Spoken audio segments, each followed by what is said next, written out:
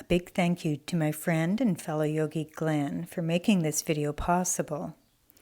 We would like to dedicate it to the courageous and compassionate hospital workers risking their own health to take care of ours, and to all frontline workers keeping things going. We are grateful. We hope this video will encourage you to practice yoga, take good care of yourself, and stay well, so that we may ease the burden on our healthcare system and together contribute to the well-being of all.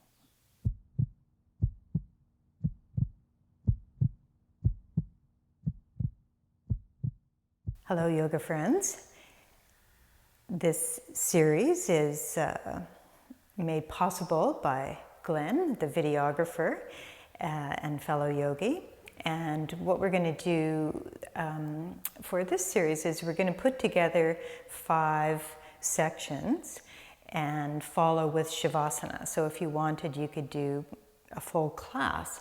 We'll tell you ahead of time which sections are coming up, because some of you may not want to do the standing poses, you may not want to do the more challenging poses. Some of you may want to just skip right ahead to Shavasana. So the first series we're going to start with is one that you'll be very familiar with, warming up and stretches for the back. It's a series very, very useful this time of year because lots of us are spending time in the garden, and this is a great way to just look after your back. I like to do this series both before I go into the garden and when I come out.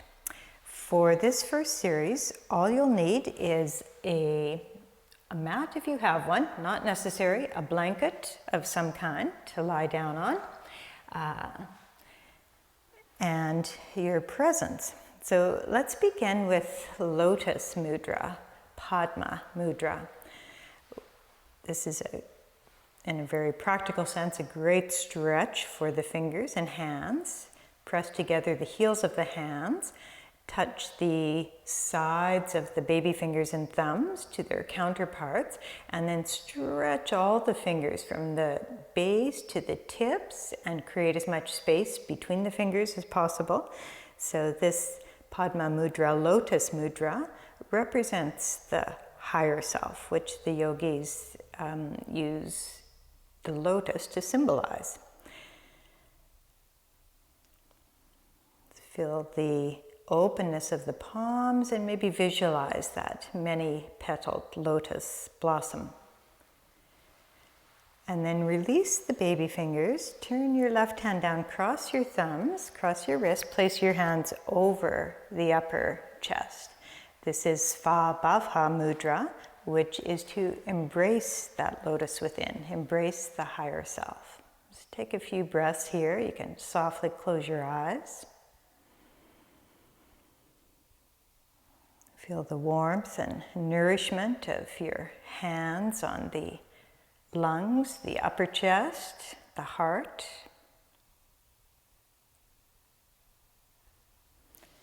And then relax your hands to your thighs.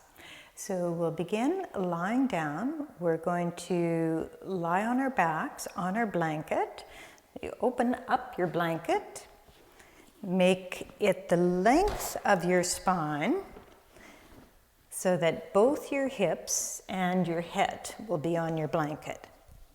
Lie yourself on your back with your knees bent, your feet on the wall.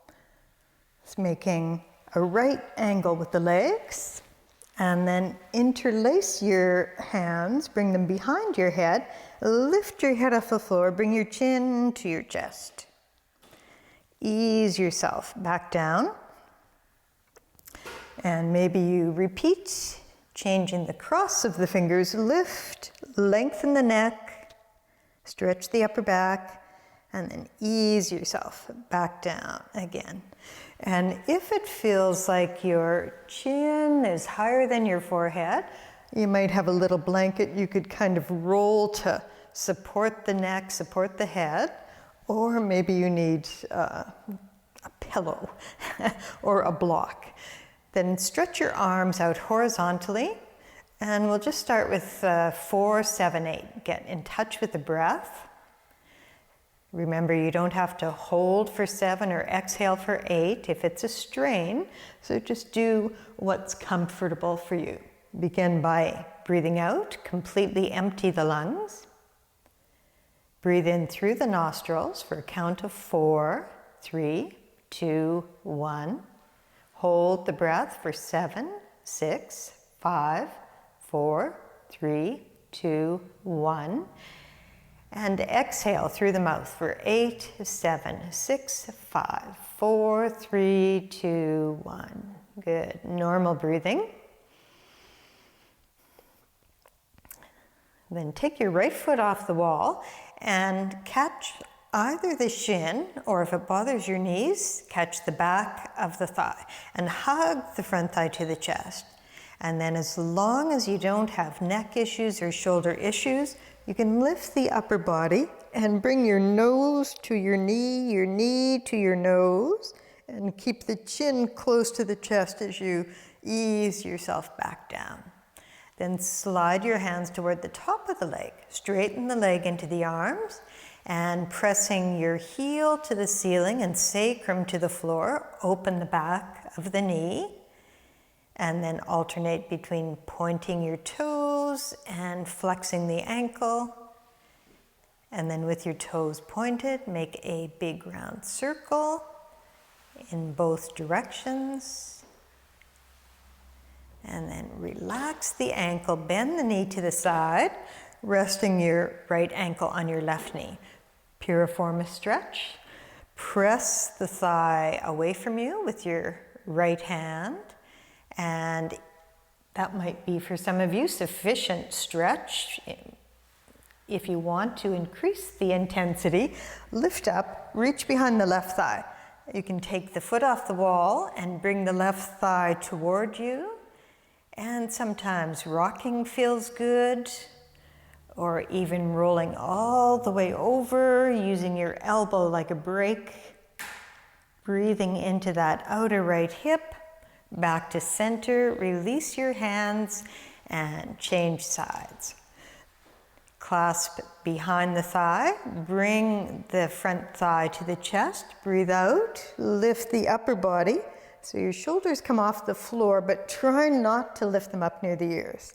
Bring your knee to your nose. Release your upper back and head to the floor. Straighten the left leg. First pressing the heel up, the sacrum down, and then alternating to stretch the ankle, pointing your toes, flexing, and with your toes pointed, make a circle as smooth and round as possible. Both directions. And then relax the ankle, bend the knee to the side, and rest your left ankle on the right knee, pressing the left thigh away from the torso. And maybe going a little further, lifting up, reach behind the right thigh, bring it toward the torso, maybe rocking a little. Keep breathing into that outer left hip. Maybe roll all the way over, using your elbow like a brake. See if you can find some new spots of ecstasy there. And then back to center. Place your feet on the wall. Interlace your fingers and press your palms to the ceiling. Now, if it's okay for your shoulders, you take the arms overhead and lengthen, lengthen, lengthen, lengthen. Lift the arms, turn the palms toward you, shift the interlace of the fingers, open the hands toward the ceiling, exhale. And if it's too challenging for your shoulders to do this with hands together, just take your hands apart and take them as wide as you need. And then lift your arms up, bring your thighs to your chest, take your knees apart, and see if you can catch your big toes with your index and middle fingers. Happy baby pose. Bring the thighs toward the floor, take the knees wide, the feet wide, great stretch for the hips. You might even rock a little from side to side, from hip to hip. You might even stretch the legs out, alternating. Remember to breathe. Have fun with this like you did when you were 6 months old. Remember that? And then bring your knees together. Hold the backs of the thighs, straighten the legs. Keep the legs at 90 degrees parallel to the wall. Use your abdominal muscles, pull your belly button down, take your arms parallel to the legs. Dead bug pose.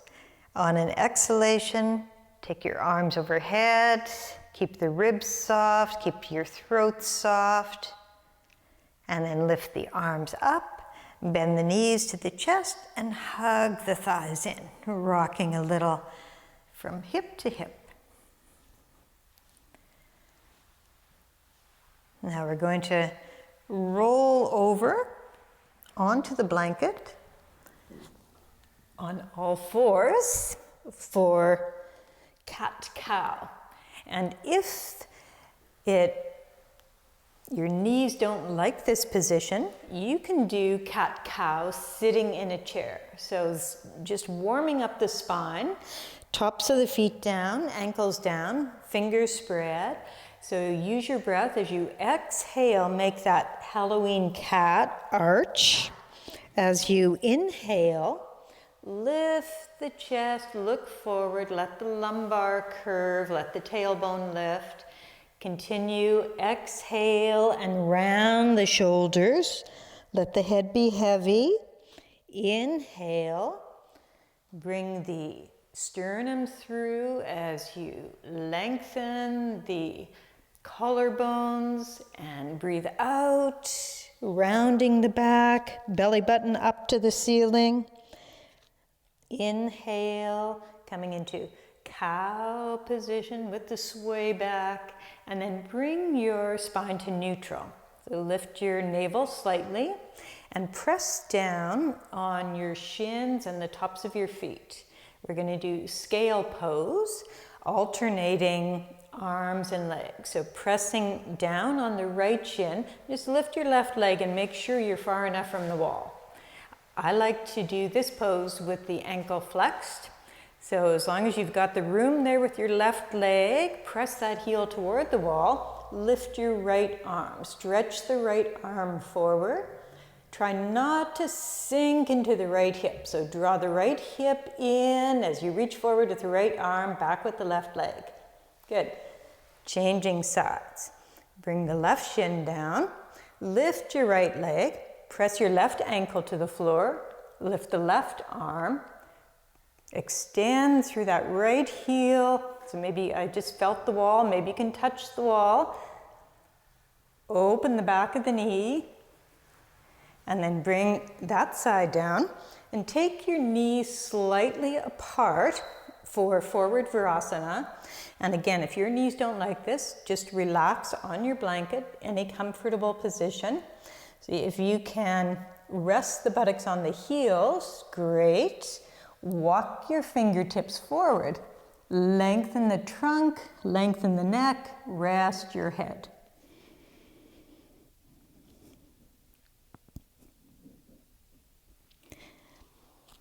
Now we're going to come into position for locust pose, Salabhasana. So it's nice to have the blanket under the hips.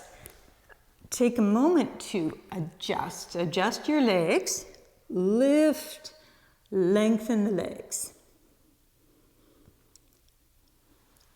So I'm going to put my forehead down, and if you find for yourself it's hard to breathe with your forehead on the floor, you could roll your mat up a little to give your nose a little more room. Stretch the arms forward, spread the fingers, stretch the legs back. And on an exhalation, lift your right leg. That's my right arm. Lift your right arm and left leg. Reach the arm forward, stretch the leg back. Try to keep the neck long if you're lifting the head, and then change sides. Press into the floor with your right hand. Lift the left. Stretch the right leg back. Go for length, not for height. Once more, each side. Stretch the arm forward, stretch the leg back, pull the middle buttocks down. Once more. Left arm, right leg.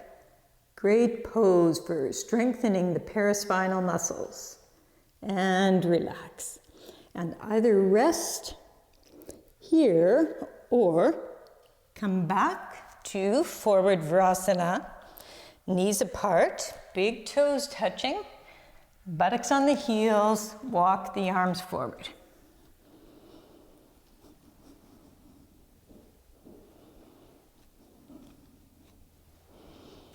So we're going to finish this back series with a few simple knee twists, turning onto your back again. Make sure your hips and head are on the same level. Lift your right knee, cross over the left, and just take the knees side to side. A little toggle side to side. Let your shoulders rest. And then gradually increase that movement of the knees and the hips. And eventually, you let the legs come a little more to the left. Maybe you lift your left arm, hold the outer thigh, and maybe you turn your head to look toward your right thumb without strain. Lift back up.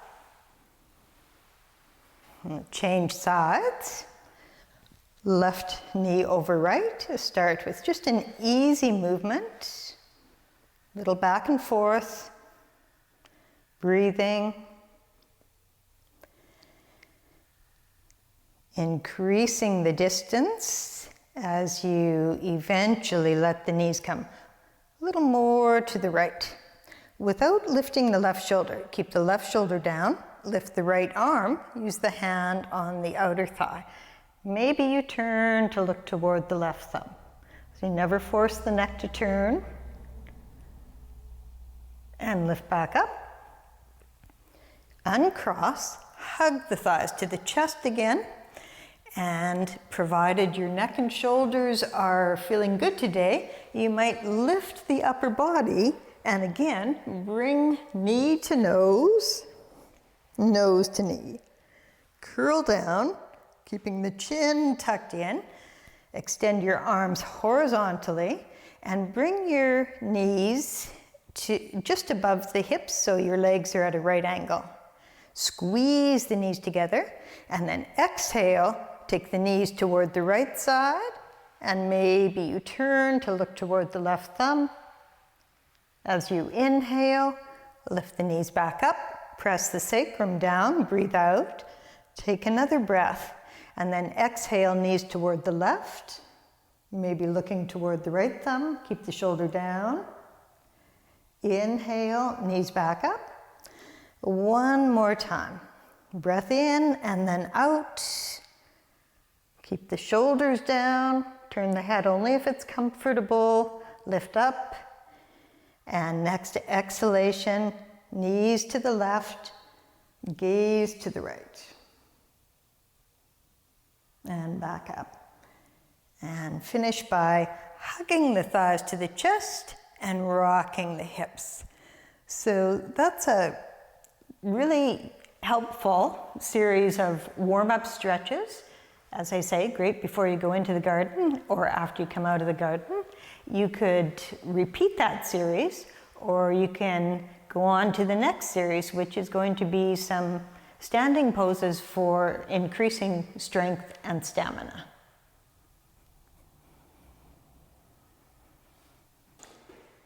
So this next series is still relatively easy, but as always, you listen to your body. That's the purpose of yoga.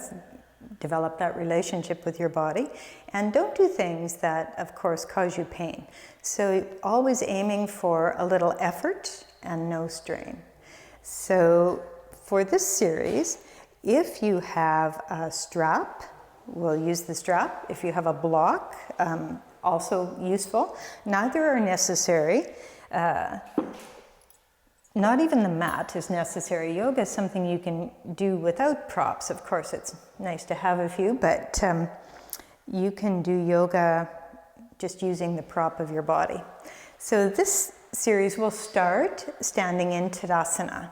In the classical posture of mountain pose, the feet are together, the sides of the big toes touch, and the toes spread. So you can try lifting and spreading your toes. Now, for some people, feet together is not a comfortable position, not even a good position.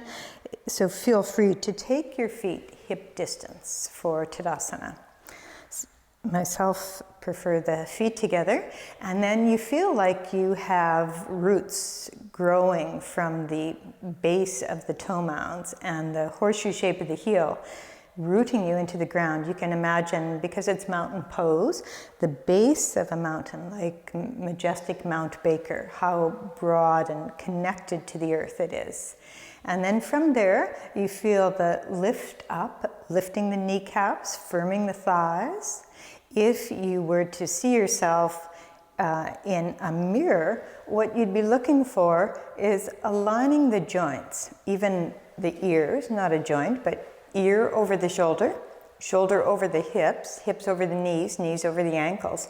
So we tend to maybe go a little too far to the future, and we tend to sometimes stand ready for movement. Tadasana tells us to be tall with the joints stacked so that the muscles don't have to work as hard. So for most of us, that means bringing the thighs back. And at the same time as we bring the thighs back, we come forward a little from the middle of the buttocks and then back from the navel. So you get these counter efforts, increasing your core stability. So mountain pose, you can stretch your fingertips to the floor. You might even want to rotate your upper arms out, open the palms, and feel a breath across the collarbone. So you can take nice deep breaths and fill the lungs with oxygen. Mountain pose. Now, to warm up the body a little more, we're going to separate the feet, hip distance, and relax the knees and just kind of slight twist, side to side. Just nice and easy, nice and smooth, and then back to center, and we're going to lift the heels and back down, maybe even synchronizing your breath to your movement. Inhale as you lift, exhale as you lower. If you're feeling fairly steady, then you could add the arms. When you inhale, lift the arms up, exhale, arms down. Breathing in and out, lifting the arms as you breathe in and breathe out. We'll do one more, and then we're gonna do a little balance pose. We're gonna see if we can stay up on the mounds of the toes and lift the arms, and keep lifting the arms, lifting the heels. Good, balance. And then lower your arms, lower your heels, and bring your feet together. Keep your knees together, bend your knees. Oh, get the creaks out. So when you bend your knees, breathe out. When you straighten your legs, breathe in. If it's comfortable, you want to add the arms. Inhale, lifting the arms up. Exhale, lower the arms down. Breathe in and out. Deep breaths in and out, and then we're going to keep the arms up and bend the knees into Utkatasana. Take the weight back to the heels as you draw the buttocks down. Take the belly button toward the back waist. Keep lifting the elbows up. Chair pose, Utkatasana. Good. And then straighten the legs and relax the arms. We're going to turn and face the wall, using the wall as a prop to lengthen the calves. So fingertips at shoulder height. Lift your right foot, bring the toes up the wall. Lift the left heel. Take the crown of the head up to the ceiling. Relax the shoulders and breathe. And then change sides. And if your toes don't like that pressure, you can always use a foam block or something with a little give to it and place the toes up against the block. And then lift the opposite heel, stay tall, breathe. One more time. If it's not too intense, you're able to lift the opposite heel, lift the crown of the head. See if you can bring your hips forward. Keep breathing into that right calf, lengthen. And then lower your left heel and change sides. Lift the right heel. Take the top of your head to the ceiling. And maybe bring the hips a little closer to the wall. And then lower your right heel. Lower your hands. Bring them approximately waist height. Spread your fingers. Step your feet back and take them as wide as your mat. And bring your toes in. Push yourself away from the wall with your arms and imagine a strap at the top of your thighs, drawing the outer hips and top thighs to the middle of your room. Good, and then lift and walk toward the wall. And now we're going to do a shoulder opener. So we'll start, I've got my left hand on the wall. And I'm going to step away until my wrist and shoulder line up. Once there, I rotate the wrist, turn the thumb up, and then start to inch forward. And as you inch forward, try to keep the neck long, stay tall, and feel the shoulder blade deepen in the body. And when you've come to your maximum forward movement, pause. If it feels like you could go any further, increasing the stretch, just pivot on the heels, taking your toes toward the center of the room. Keep that shoulder as relaxed as you can, so you don't want to lift it up, you want to lower it down and feel the muscles on the front left chest stretch as you fill that left lung with oxygen. And then you pivot back and inch back, lining up your shoulder and wrist. Turn your middle finger up and step away from the wall. Let your left arm relax as you grip with your right hand. I like to use the middle finger and thumb and draw the shoulder away from the ear. And then release the wrist and change sides. The right hand on the wall. Rotate the wrist, thumb pointing up, relax the shoulder, and tiptoe forward. Just little baby steps. When you've come to your maximum forward movement, if you feel you could increase the stretch, just pivot, turning the toes toward the center of the room, keep the shoulder relaxed, breathe into the right lung. Feel the muscles stretching on the front of the chest. Those pectoral muscles get tight from keyboarding. Good, and then pivot back and inch back until your shoulder lines up with your wrist. Rotate the wrist so your middle finger points up. Take a big step away from the wall. Relax the right arm, reach behind, gripping your wrist with your left middle finger and thumb. Draw the shoulder down. Good, now release the grip and take your arms horizontally and feel that you're stretching from the center of the chest to the thumbs and from between the shoulder blades to the little fingers. Engage the triceps. And then turn the palms up and feel that stretch from the center of the chest to the ends of the little fingers and from between the shoulder blades to the tips of the thumbs. And then turn the palms down and breathe out, and imagine you're pushing through molasses or jello as you bring your hands to your thighs. And then take the arms in front, inhale, lift the arms up, turn your shoulders, exhale, reach out. Let's repeat that.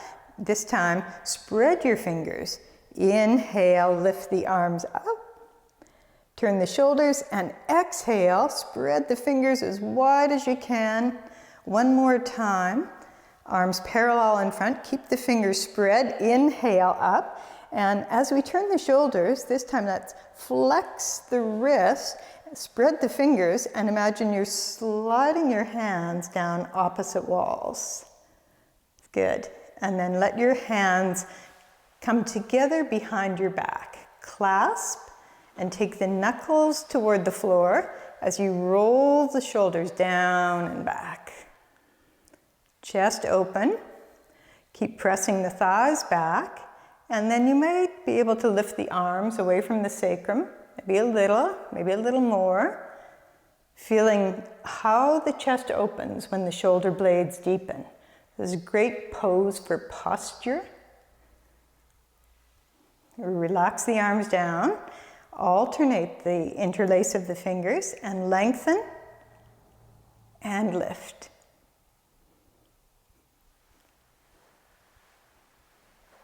Good. Relax the arms. We're going to use the block for a great core strengthening pose, Utkatasana. Hold the block with the upper thighs. Take your back to the wall. And then as you slide down the wall, walk your feet forward. Make sure that your mat is not moving. So make sure you're stable in your footing. And if you can, come towards the right angle. Keep the sacrum on the wall and bring your belly button as if you want to touch your back waist. So really engaging the abdominal muscles. And then maybe here you can just lift the toes up and spread them while squeezing the block. And then rest your toes. Walk in, come back up. One more time, down to Utkatasana. Use the deep abdominal muscles, firm the thighs by squeezing the block, lift and spread the toes. So this is usually where we have a joke. Here's one for Megan. What happened when the red navy ran into the blue navy? They were marooned. Slide back up. Now we'll just set the block close to the mat and come back to Ardha Uttanasana with the hands on the wall, fingers spread. Step into that tabletop stretch, this time with feet together. Lift and spread the toes. Push yourself away from the wall with the arms and draw the outer hips into the center of the room. Relax the toes. Walk toward the wall. We're going to come back to Utkatasana. Slide down, this time without the block, but knees together, feet together. Lift and spread the toes. Engage the deep abdominal muscles. Press the sacrum to the wall. And without shifting the hips, see if you can lift and extend out through one heel at a time. Maybe bringing the legs parallel to the floor. Maybe holding a little more. Remember to breathe. Great for core strengthening. So we're going to do a similar pose in Ardha Uttanasana. Hands to the wall again. Step the feet back. Together, making a right angle with your body, just like a tabletop. Draw the navel up toward the ceiling. Draw the hips in toward one another. Let your weight come into your right foot. Lift your left leg up, parallel to the floor. And then bring the left leg down. Lift the right leg up, parallel to the floor. Try to keep the arms straight, neck long. and back down. Lift your head, walk toward the wall. It's one more pose in this series, and that's a standing side stretch. So we'll use the block again to engage the quadriceps, and we'll use the strap. And if you don't have a strap or your shoulders are tight, don't worry, you can just take your arms wide. If you have the strap, make a loop, shoulder to shoulder. Put your hands through. Press into the strap. So you're in Tadasana, thighs back, center buttocks forward, navel toward the wall, and then lifting the arms up. Keep the ribs soft. Lengthen from armpit to elbow, elbow to wrist, wrist to fingertips, making yourself as tall as you can. Exhale, squeeze your block and lean to the left. And see if you can lengthen your right side ribs from the outer hip to the fingertips, reaching up toward the ceiling. Breathe. Squeeze the block, back to center, make yourself tall. Exhale, lean to the right and lengthen the left side ribs from the outer hip to the armpit, and then reaching up with the fingertips to the ceiling, squeezing the block, come back to vertical. One last pose here is a great way to finish Utkatasana. Bend your knees. Squeeze the block. Take the weight to the backs of the heels and the outer edges of the feet. As you lower the buttocks, bring your belly button toward the back waist. Lift the arms up. Open the chest. Breathe. Utkatasana. So our next series will be some more classic standing poses. Virabhadrasana 2, Parsvakonasana, Trikonasana. So you could either repeat the standing series we just did, or you can skip ahead to Shavasana. So our next series is some of the more classic traditional standing poses, which build strength and stamina. You know your body better than anyone, so always listen. And don't go to a place of strain. So a little effort is good, strain not so good. So for this section, the only prop you'll need is a mat if you have one, and a block.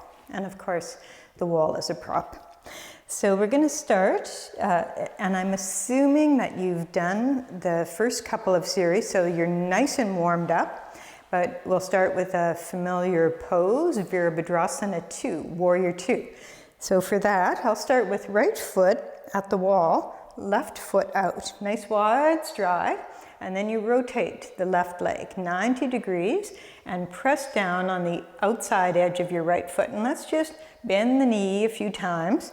You're trying to get the knee over the ankle and working towards the right angle. So maybe you don't bend that far today, but perhaps eventually you can bring that left thigh parallel to the floor.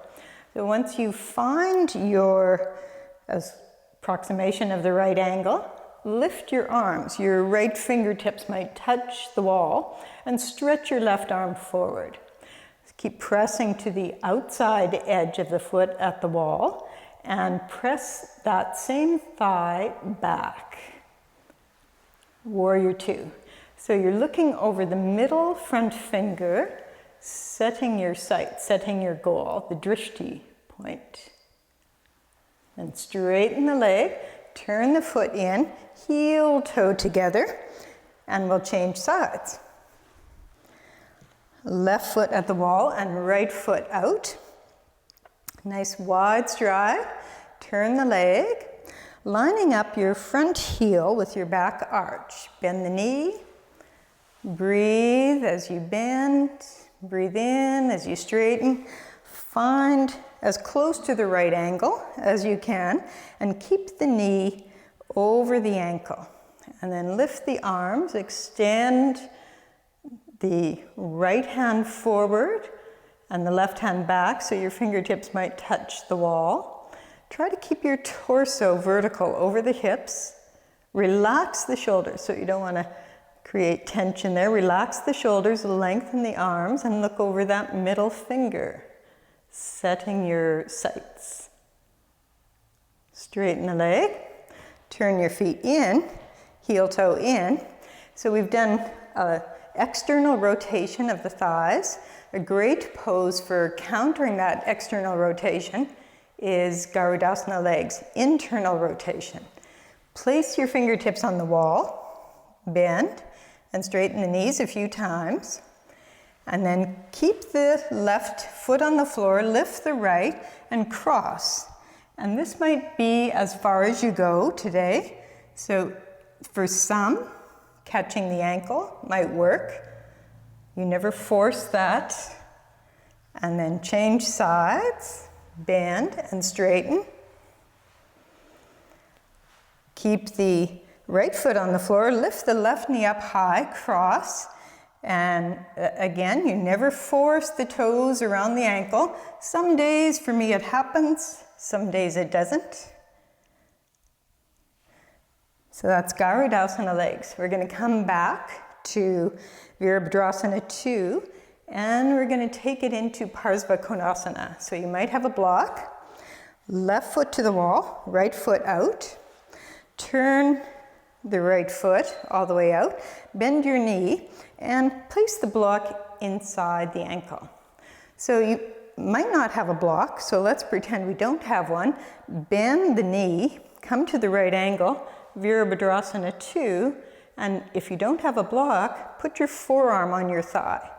Stretch your left arm back, lift it up and over, and you can press your right forearm to your right thigh to help you turn the ribs from floor to ceiling. Now, if you do have the block, you might put your hand on the block, and if it seems like that's too high, take it lower. Stretch through the upper arm. And for some of you, you might not need the block at all. You bring your hand inside and lengthen the arm and turn the ribs. Inhale, lift up to Virabhadrasana 2.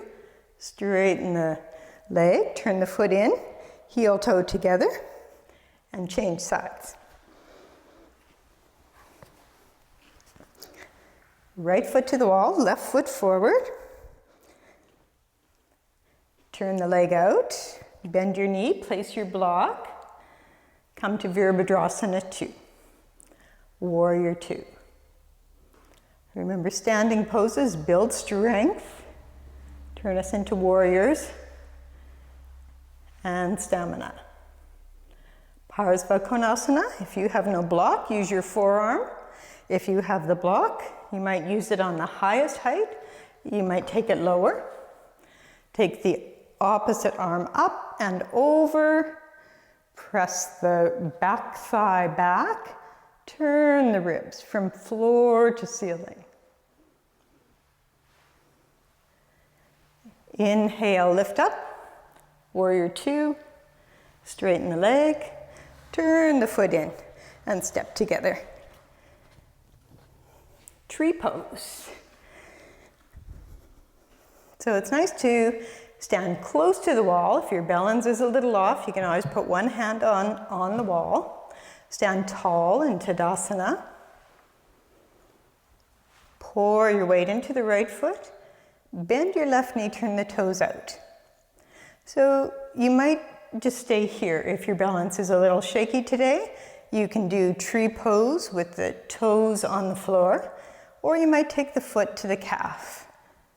Or if your hips are good, you might catch your ankle and bring that foot to the top of the opposite thigh. So remember, your standing leg is your trunk, the bent leg your branch. The branch grows out of the trunk, so nice and straight, tall, like a Douglas fir tree. And then maybe you take the arms up. lift and lengthen. To come out of tree pose, it's nice to join the palms and exhale down. And then slide the foot down and turn. Making a tree on the other side. Weight in the left foot, bend the right knee, turn the toes out, and then decide where you're going to place that foot. You might just leave the toes on the floor and practice balance this way. Or you might catch the ankle and bring the foot to the thigh. If your shoulders are not bothering you at all, you can hook your thumbs, pulling on the thumbs as you lift the arms up. And then it's nice to bend the elbows, take your hands behind your head, and pull the thumbs up, hugging your ears with your inner upper arms. And then to come out, exhale down, and slide your foot down. And we'll see if we can do Garudasana, eagle pose, without the wall. But if you feel like you want to use the wall and you just want to do legs separately from arms, that's fine too. So eagle pose, bend the knees, lift the left leg, crossing over the right, bring the arms parallel, palms up, bend the elbows, and take the right arm over the left. See if you can press the fingertips of the left hand to the palm of the right, that's awesome. Press the forearms forward, lift the elbows, and then maybe you can go a little lower into the pose, like the eagle sinking into their nest. Slowly come up. Fly. Stand tall, bend the knees. This time it's right over left. Bring the arms up, and it's left arm over right. This pose is good for the brain, good for integrating both hemispheres. Press forward with the forearms, sink into your nest, and then lift up and fly out. So one last standing pose in this series, triangle pose. We'll start with the right foot at the wall, the left foot out. Now you could use a block or not. If you have the block, just bring it close to the ankle. Turn the leg all the way out. Lift your arms up. Firm the thighs, hinge at the hip, and reach forward, lengthening from the hip crease all the way through the fingertips. If you have no block, take your hand to your shin and the opposite arm up. If you're using your block, you might bring it onto the highest height, close to the calf, stretch the arm up. Or you might take your hand outside the leg and stretch the arm up and turn to look at the thumb. Press into your back heel, lift up, come out, turn your foot in, take your block. Changing sides, triangle pose. As I mentioned, these poses build strength and stamina. Turn that leg all the way out. Your front heel in line with your back arch. The legs are straight once you get your block in place. Extend the arms out. Hinge forward from the hip crease.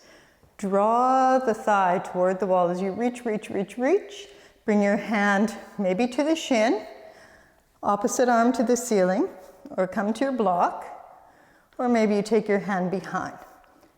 And lengthen the right side of the trunk, and then you might turn the ribs and look up at the thumb, but you never force the neck to turn. Turning the ribs, follow with the neck, looking toward the thumb. Press into the back heel, lift up, turn the foot in, heel toe together.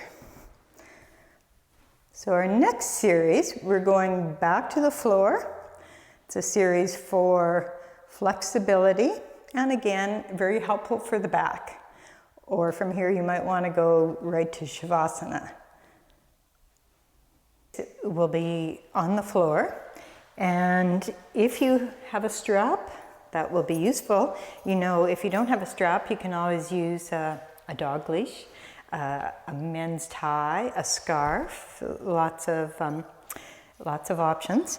And later on, we'll be using blocks, bolster, and blanket for Supta Baddha Konasana. But to start, just the strap, and we're going to lie down on our backs, feet at the wall, in Supta Tadasana, lying down mountain pose.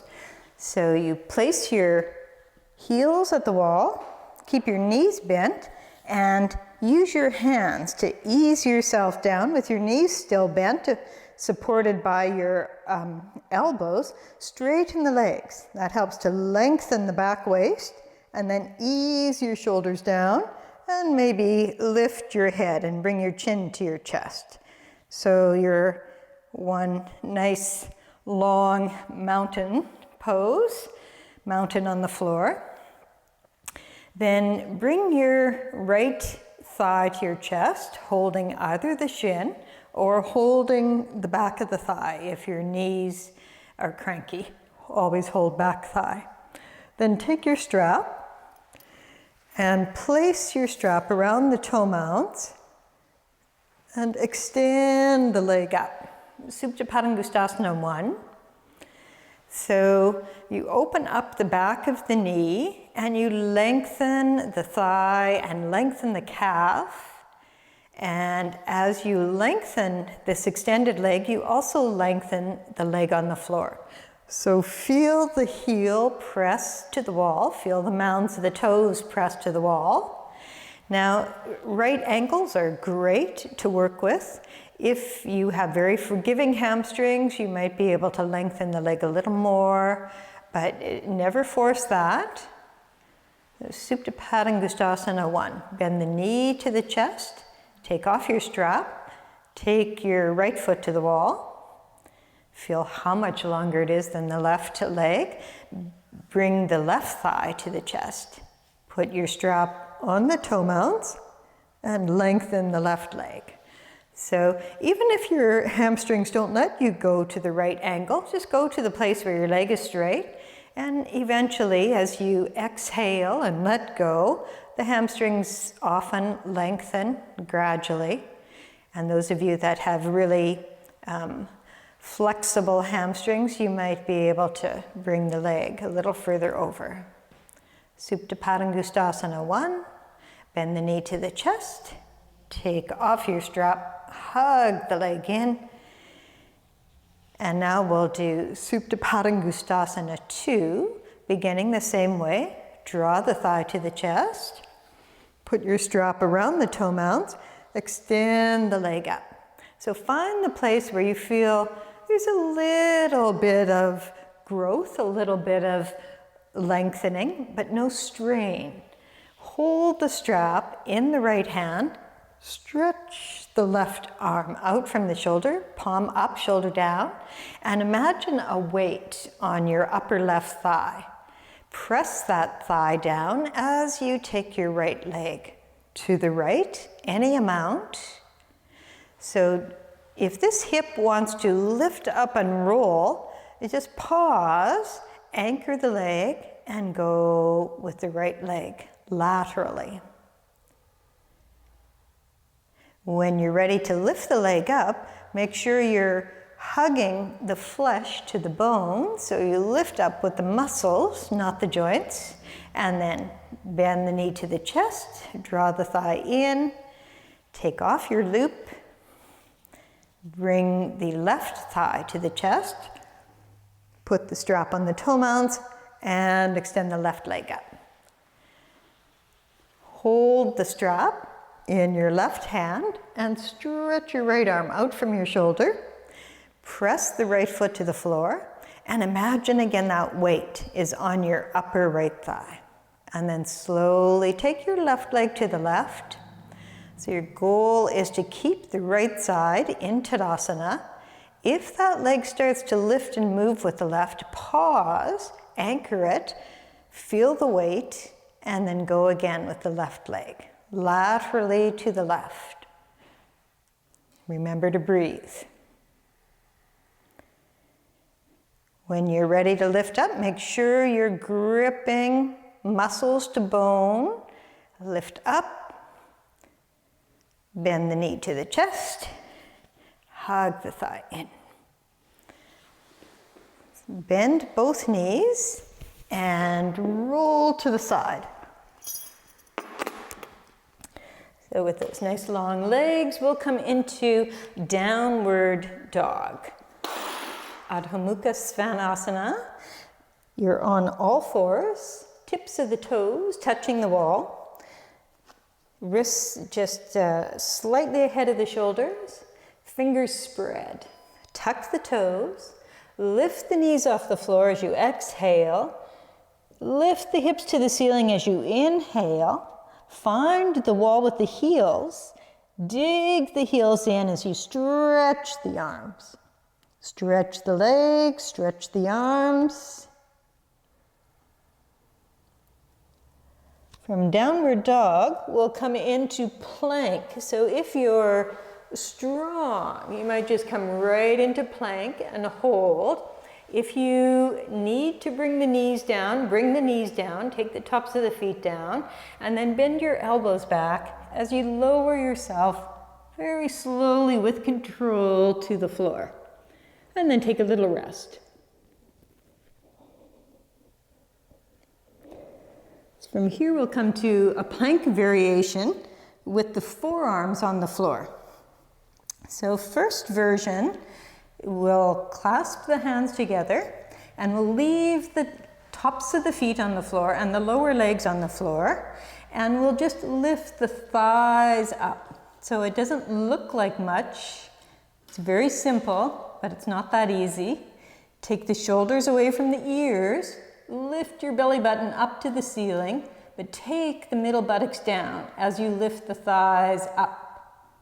Feel the shoulder blade muscles engage, and then lower the hips, release the grip, spread your arms out and rest your cheek.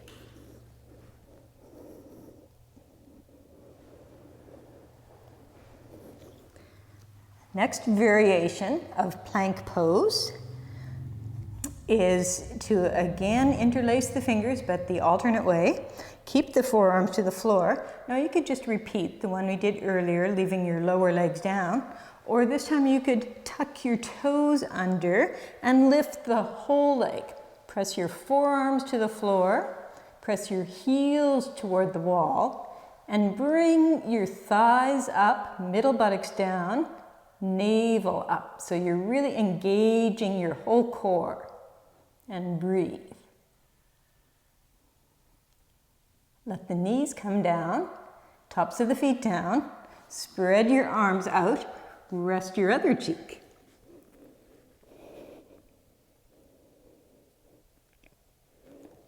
So we're really deconstructing sun salutations here, we're taking it apart. We're going to do cobra, and one way to do cobra is take your fingertips to the floor behind your hips. Lift and lengthen the legs back. Keep your feet apart. Press the little toe side of your foot to your mat, and then start to lift the chest up. Keep the neck long. Remember to breathe, and use those gluteal muscles. Draw the buttocks toward the floor. When you lower down, think about lengthening toward the center of the room, and then rest the cheek.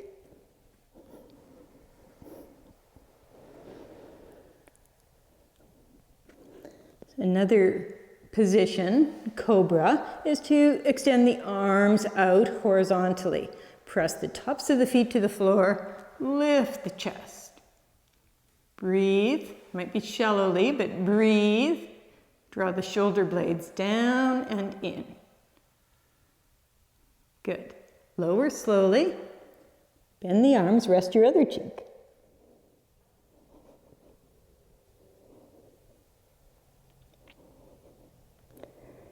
One more version of Bhujangasana, cobra pose, and that's to clasp your hands together behind your back, take the buttocks down, press the tops of the feet to the floor, pull your knuckles to the wall, draw your shoulders away from your ears as you lift your upper body.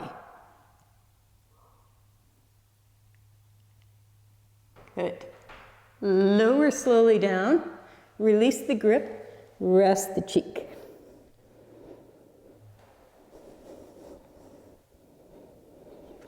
So cobra is, of course, chest opening, and it's always advisable to follow a chest opening with a twist. So we're going to do Marichiasana. If you have a block, you might use that, or you might even use a bolster. So whatever you have to sit on, sit yourself on your block, your bolster, your blanket, so the sitting bones are lifted.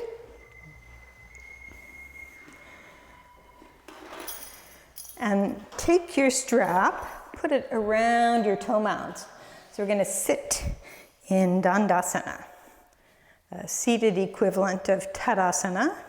So Tadasana, mountain pose, and Dandasana, staff pose. So sit tall, extend out through the heels, lift up through the crown of the head as if there's a magnet on the ceiling and another on the top of your head. And draw the navel in and open the chest.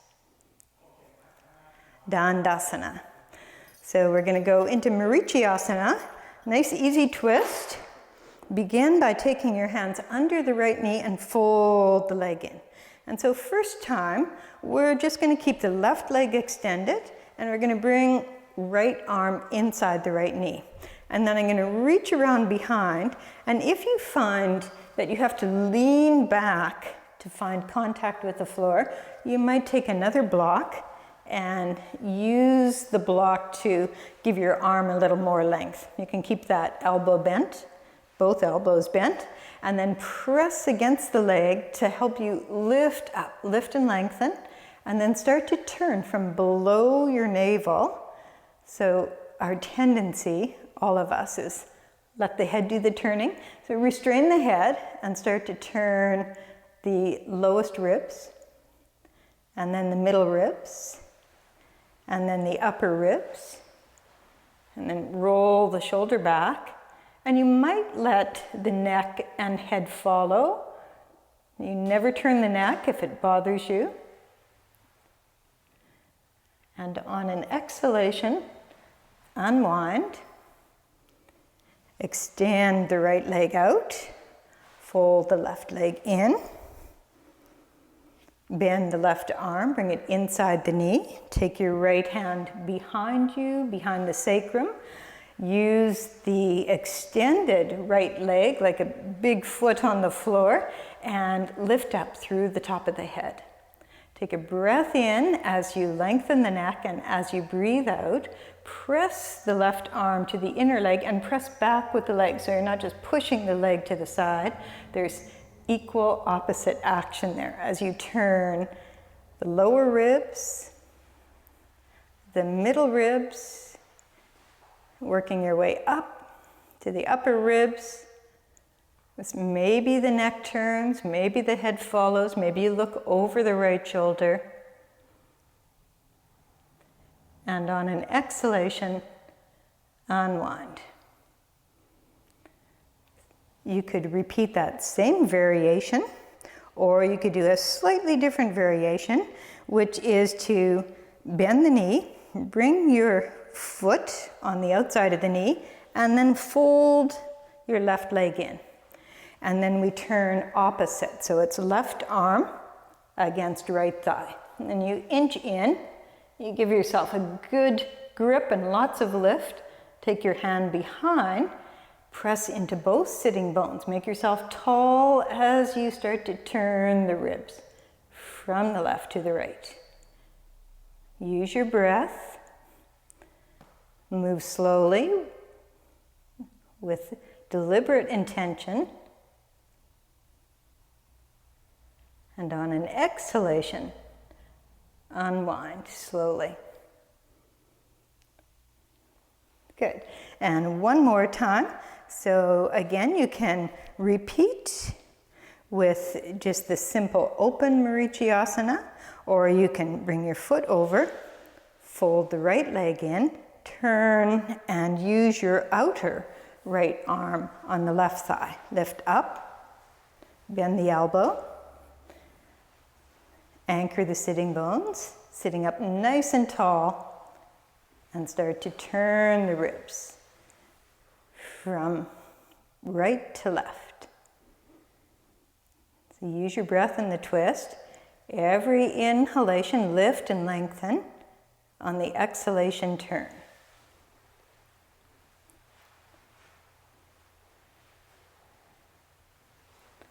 Unwind as you breathe out.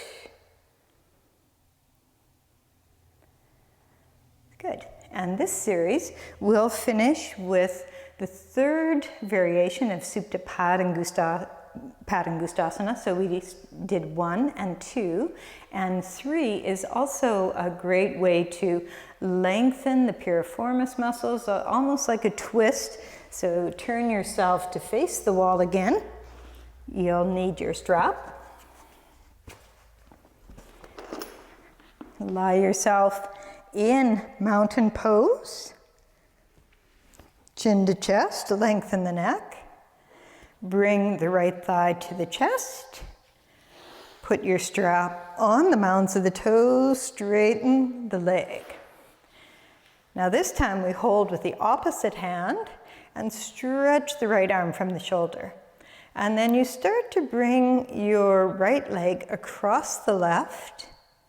And sometimes it doesn't take much movement to get a good stretch. So don't feel like you have to get the foot to the floor. Just wherever you are, be there. Breathe into it. Feel that you're lengthening through the gluteal muscles, through the IT band. Use your breath, every in-breath, massage those tight muscles. And as you exhale, let that tension go. And bring the legs slowly back up. Bend the knee to the chest. Remove your strap. And change sides. Supta Padangusthasana 3. So Supta is lying down. Pada is foot. Gustha is the big toe. So you might actually use the big toe to help you. But until we're ready to do that, we use the strap. Hold with the opposite hand. Stretch the left arm out and slowly start to bring the left leg across the right. Breathe into it. Let your in-breath massage and soothe while your out-breath helps you to release the tension. It's a great pose.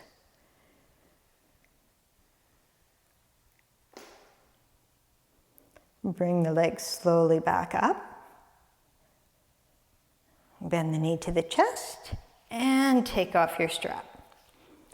Now I said we had one more, but and that wasn't the last one in the series. The last one in the series is Supta Baddha Konasana. So just to remind you, this is Baddha Konasana, the bound angle pose. So you can just sit in Baddha Konasana, maybe slide your strap under your feet, press your feet together, and open up the hips and the inner thighs and the chest. So this is seated Baddha Konasana. To do it lying down, that lovely restorative pose, one of our all-time favorites, you'll need more props. If you don't have bolsters though, you can use blankets, you can use towels. If you have a bolster, put it on your mat with a block on either side. If you have a blanket, that's going to be your pillow.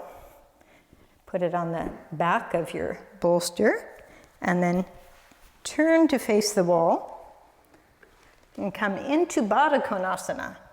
And often we can lift ourselves up, go further in, then you need to bring your bolster with you. Pull it in.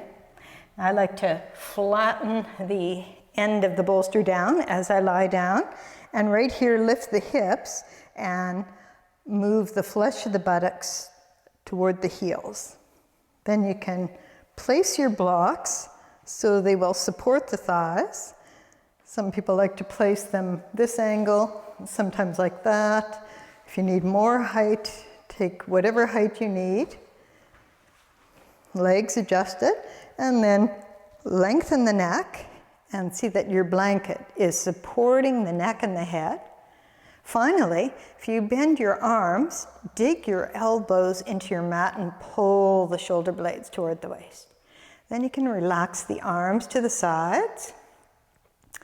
Relax the eyes, let them softly close. The chest is well supported in this pose by the bolster, so it's a great place to practice maybe a little ujjayi inhalation. So once your breath settles, maybe you can just experiment with lengthening your inhalation. Smooth, soft, slow breath in.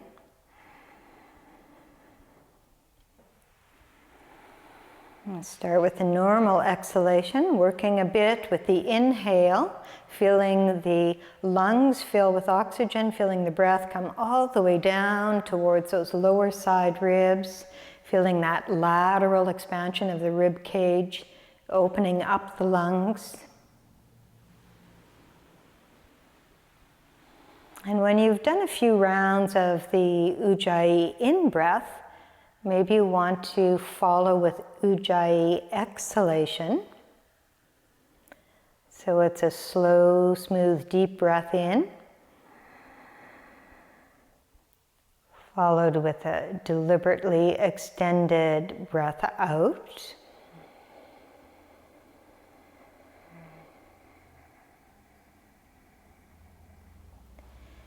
And then maybe just work with the exhalation. So the exhalation is really beneficial for calming the nervous system.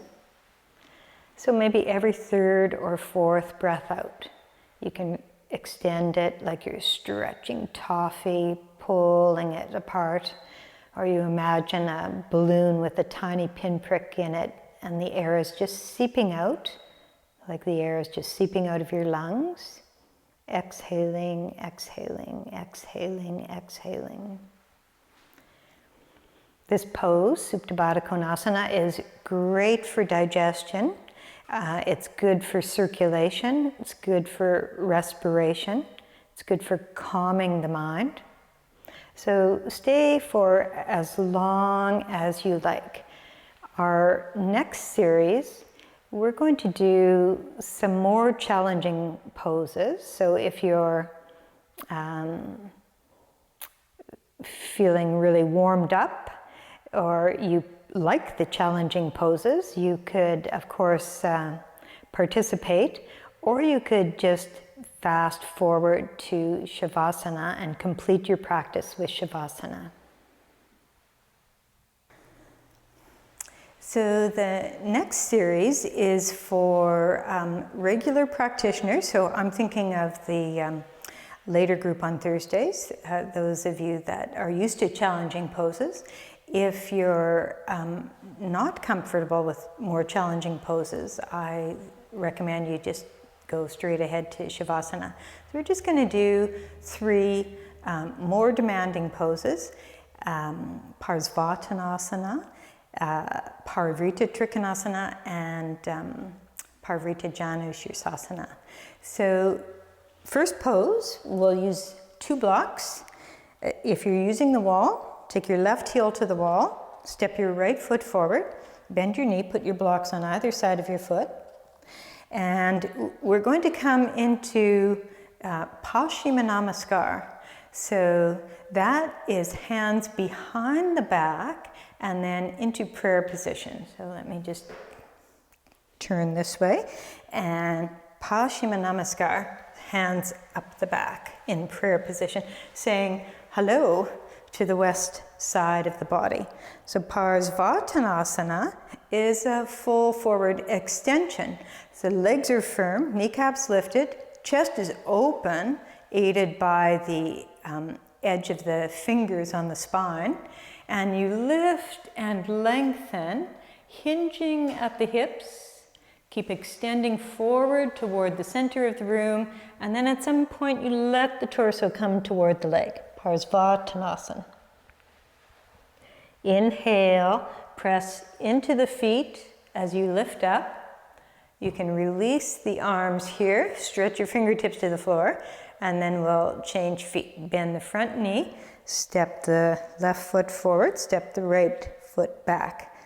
Little bits of lint there. So once again, you open the hands, bring them together behind your back. If it's this Paschimottanasana Namaskar is a very challenging pose for you, just interlace your fingers and hold them behind your back. And then, if you can, you turn the hands up. You use the edge of the little finger side of the hand to help you open the chest. You press into that back heel. Firm legs as you extend forward and lengthen, lengthen, lengthen. Such a good word for yoga, lengthen. Releasing the torso toward the leg. Press down on the back heel. Lift up slowly. Strong legs, open chest. Release the hands. Bend the front knee and we'll change feet again. So you may have noticed we didn't use the blocks there. We're going to use the blocks now in revolved triangle pose, Parvrita Trikonasana. Similar pose. You can start with hands on the hips, draw the elbows back and down to open the chest. And then just like you did Parsvatanasana, hinge at the hips and lengthen and bring your hands to your blocks. Now you might go fingertips, you might go palms. You lengthen through the crown of the head and then you take your right hand to the hip and you might leave your left hand on the block inside the ankle, or you might take it over outside the ankle, so your choice there. You press into that back heel, turn the ribs, squeeze the top upper thighs together, and then stretch the right arm up toward the ceiling as you turn the ribs from floor to ceiling. Bring your hand to your hip, look toward the floor, take both hands to the blocks, lift the chest, press into your back heel as you lift up. Bend your front knee and change feet. So your blocks are either side of the ankle. Your back foot is turned in about 75 degrees. You draw the front hip back, draw the back hip forward, hands to the hips, elbows down, chest open, and then hinging like you're coming into Parsvatanasana, the full extended stretch. Lengthen, take the hands, either fingertips or palms to the blocks and lengthen some more, opening up the thoracic spine. And then you might keep the right hand on that block, or you might take it over and bring your left hand to your left hip and turn the ribs from right to left. Let the neck turn. If it turns easily, stretch up through the left arm. Remember to breathe. Bring your hand to your hip. Turn toward the floor. Both hands on the blocks. Firm the legs and lift up. Good. Bend the front knee. And we're going to come into pigeon pose. So we'll start from downward dog. Step your right foot forward and walk it across your mat. And then bring your left hip toward your left heel. Top of the left foot down and lift the chest up. So this is one variation of pigeon pose. Another is to walk your left arm out, bend your right arm, press into the floor with the hands, and turn the torso.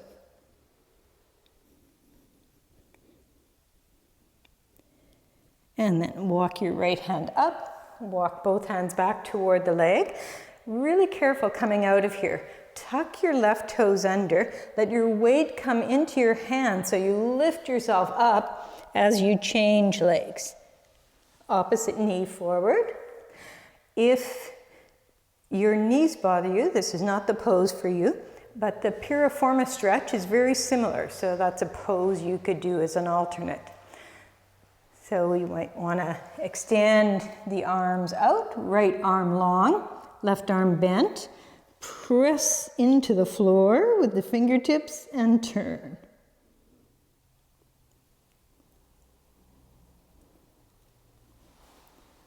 Walk your left arm out and lift up. And from here we'll go into Parivrtta Janu Shirsasana, revolved head to knee pose. So don't think of head to knee though, think of chin to shin. So you sit with one leg bent, the other leg extended. Sit nice and tall. You might have a blanket or a block under the sitting bones. You don't need those blocks. And you reach with your right hand and see if you can catch the mound of the toe. And then you bend your arm and bring the elbow to the floor. Reach your left arm so you're opening the chest. Bring it up and over. Catch the other side, the little toe side of the foot, and then take your torso through the arms and breathe as you look toward the ceiling. Look back toward the floor, lifting up. Bring your right foot in. Extend your left leg out. This time you hold the left foot with the fingers on the mounds of the toes and the thumb on the front of the foot. Bend the elbow. Stretch your right arm back. Bring it up and over. Catch the outer edge of the foot. It's really helpful if you can get your left elbow to the floor, press it in, and turn the ribs.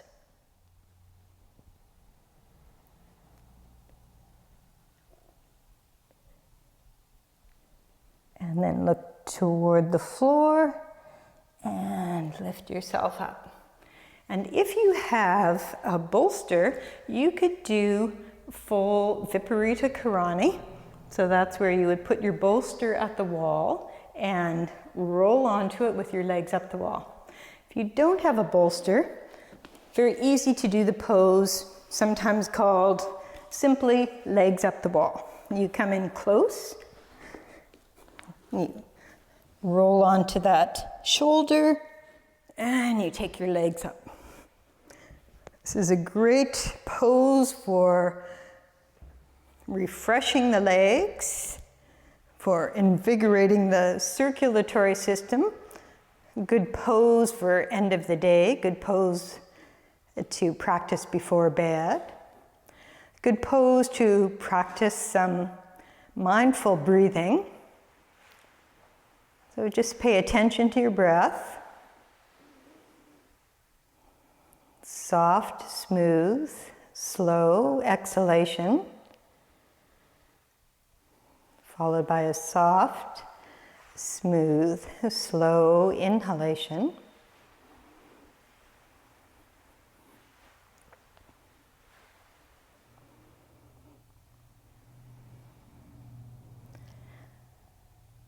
This is a great pose to counter the effects of gravity. So it's good for posture. It's good for, as I say, circulation, the legs, calming the mind.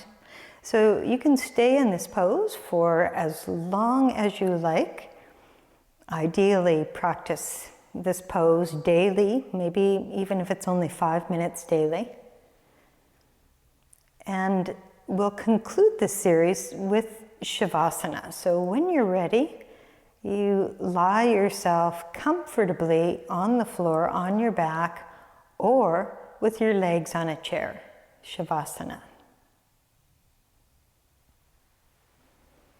So even if you were to practice one pose every day. This is a good pose to practice. It's deep rest, deep relaxation. It's a great way to support your immune system and just let the muscles relax. We're not, most of us, going for massage or physio, or so you can use Shavasana as your physio practice, your massage practice. So you really don't need props, but if you've got a bolster, that's great. You can use the bolster under the knees. If you've got a blanket and you want it under your head, you could do that. Or you could use the blanket to cover yourself with. And it's not chilly in here right now, so I won't need a blanket to cover. So I'm just going to show you setup, I think you know, for Shavasana, and then I'm just going to talk you through. So you come down with your knees bent, you use the support of your arms, you come onto your elbows, you lift the hips and lengthen the back waist, and then you can adjust your pillow there so that it's under your neck and supporting your head, but not under your shoulders. You want your shoulders to be close to the floor. And you stretch your legs out, and it's a great idea to join the legs and really extend out through the heels. So you lengthen, lengthen, lengthen, and then you let go. And the feet may roll apart from one another, the knees may roll apart. A final adjustment is to press your elbows into the floor so you can bring your shoulders away from the ears and bring your shoulder blades in. And then you can rest the arms at your sides.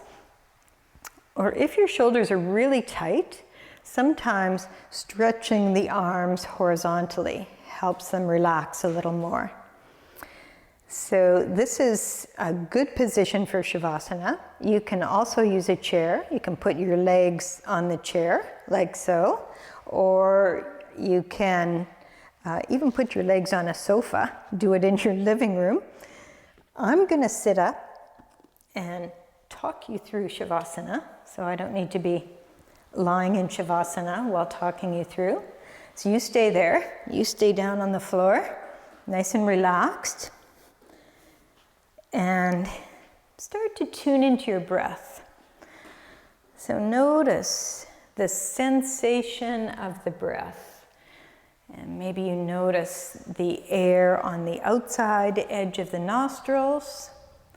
So maybe you feel the air coming down the throat and into the chest. Maybe you feel those side ribs expand. So wherever you feel the breath, just pay attention, notice. Let your breathing settle. Let your body settle. Let your body sink into the floor. And let go any tension in the shoulders, the hips, the thighs, the neck. Just let it go. Let gravity support you. Breath smooth and soft and slow.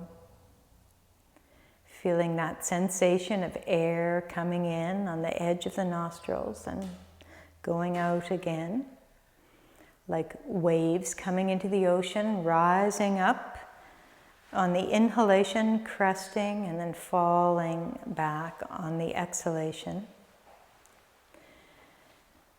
And as you begin to relax more deeply, you might go to those places where you know your body habitually holds tension, and for you that might be the low back or the neck.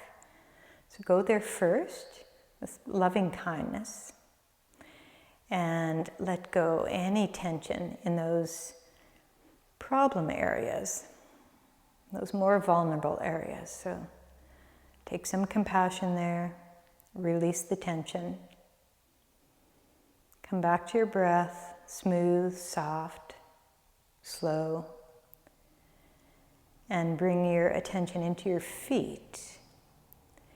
And imagine that you've just gone for a new pair of shoes and found out that you're no longer a size 7, you're a size 9. And you used to wear a double A width, but now you need a C width. So let the foot be long and broad.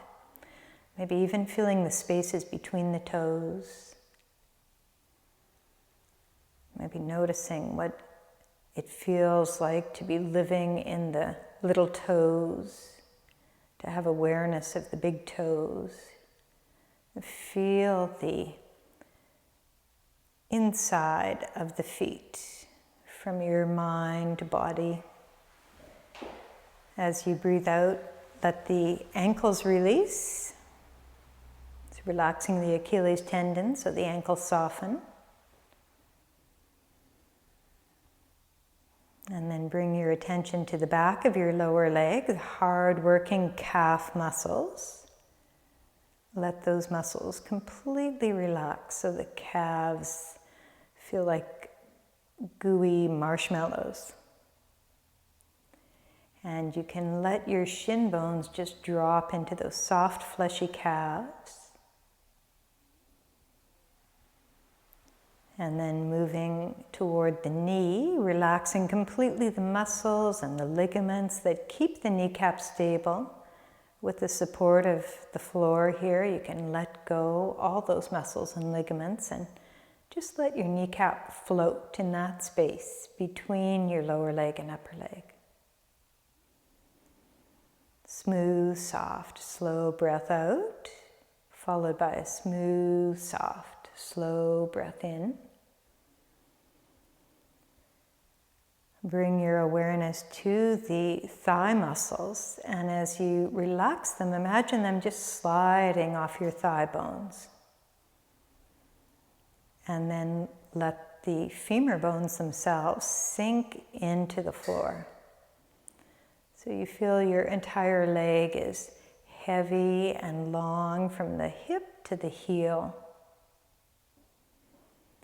Breathing out, come to the pelvic area, to the back body. You relax the gluteal muscles and let your buttocks spread out on the floor like sunshine. You feel there's a corresponding quietness and tranquility in the abdominal area, so not only the muscles there can relax, but the organs as well, the digestive organs. And as you return to the back body, imagine the muscles alongside the spine. They're like two thick ropes of muscle. Just imagine them unraveling, letting go, so the flesh of your back body just sinks into the floor. And with every breath out, the shoulders too relax a little more, come a little closer to the floor. And from the tops of your shoulders to the tips of your fingers, your arms are loose and long and limp. You can feel even the spaces between the fingers and the soft skin at the center of the palm. Maybe breathing for a little, as if you're breathing in through the palm. Maybe imagining you're breathing in a soothing, healing white light that fills your entire body from the toes to the top of the head and back out the arms. Feel this soothing, healing energy circulating as you breathe in through the palms. And then relax the wrists, let them soften. Relax the muscles of the lower arms and feel the spaciousness within the elbow joint where your lower and upper arm meet. Let the muscles of the upper arms drop away from the arm bones, and as you exhale, see if your shoulders will come any closer to the floor, even if it's just a fraction of a centimeter more.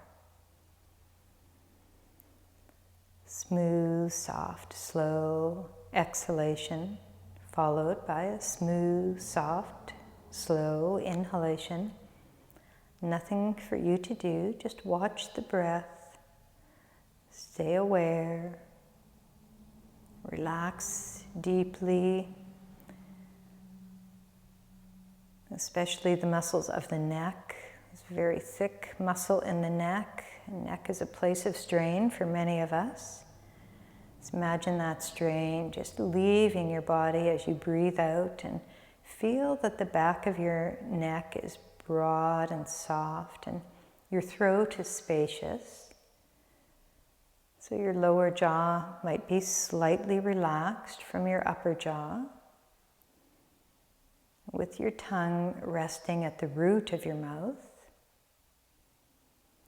while the cheeks puff from within to without, creating a sense of spaciousness within the mouth.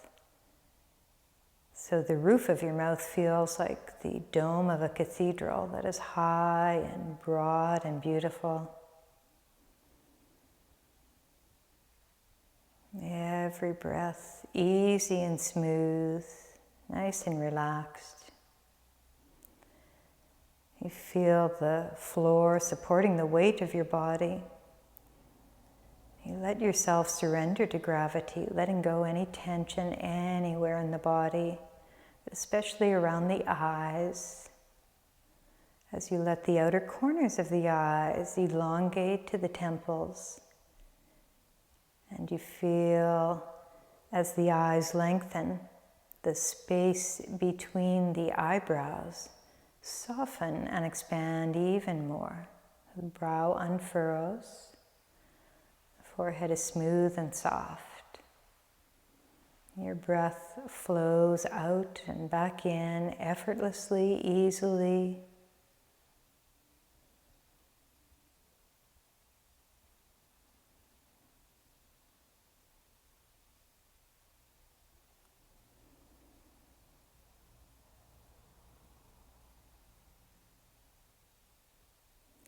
You might bring to mind someone you love dearly. Maybe this is your partner, maybe a child, maybe a grandchild. Maybe even someone that's not here with you now, like a grandparent or a parent. And imagine this person standing before you. Imagine that you are wrapping them with your love, and then silently repeat, for the benefit of this person, may you be safe and protected from all inner and outer harm. May you be peaceful and at ease. May you be healthy and well. May you be free from suffering. May you care for yourself joyfully in this lifetime.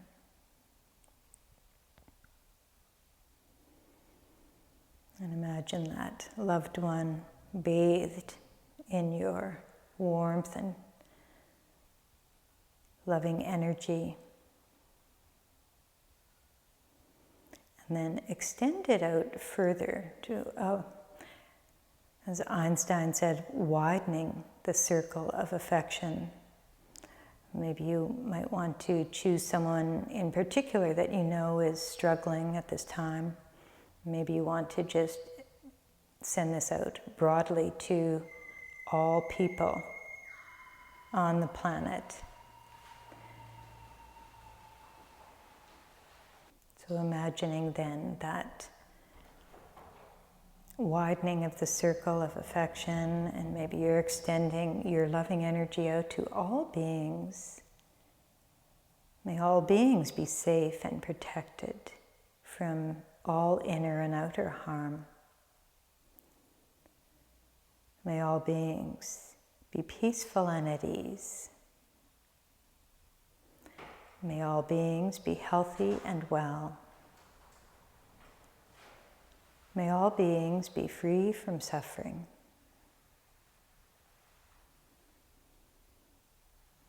May all beings care for themselves joyfully in this lifetime.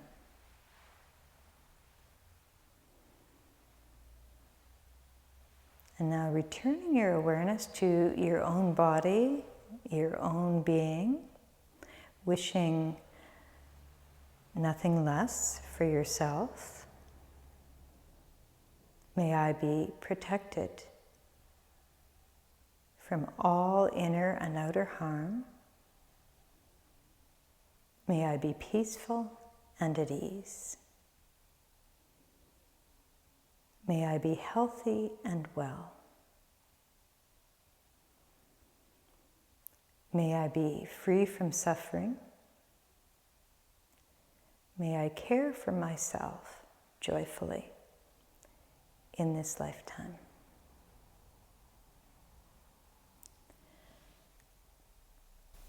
Namaste.